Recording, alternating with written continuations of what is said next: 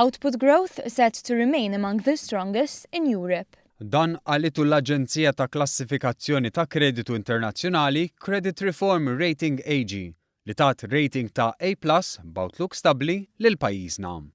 Fost il-kawżi ta' dan ir-rating pożittiv, l-esperti ta' Creditreform semmew it-tkabbir qawwi fl-ekonomija ta' pajjiżna fejn sostnew li fil-fatt huma qed jistennew li dħul disponibbli tal-familji se jkompli jitjieb.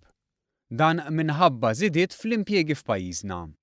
Il-qatt mistenni jkompli jonqos filwaqt li l-għoli tal-ħajja se jibqa' taħt kontroll. Creditreform komplit tfaħħar il-qagħda ekonomika ta' pajjiżna. Last year, employment growth leapt to 3.8%, making the Maltese workforce the fastest growing in the EU. Skont ir-rapport dan it-titjib huwa dovut għal politika mħaddna mill-2014 l-hawn. Ir-rapport semma wkoll miżuri bħall work benefit u ch-childcare b'xejn. L-esperti Ġermaniżi kellhom ukoll kliem ta' tifħir għal politika fiskali tal-Gvern.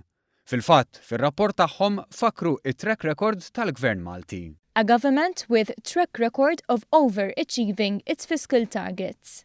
Dan jikkuntrasta bil-kbir ma' dak li kien jiġri taħt amministrazzjoni preċedenti fejn pajjiżna tpoġġa 3 darbiet fil-proċedura tad-deficit eċċessiv.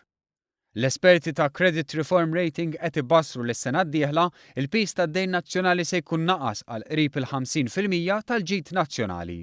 Ir-rapport sostna wkoll li l-kwalità tal-qafas regolatorju huwa komparabbli ma' dak f'pajjiżi oħra fiż-żona euro.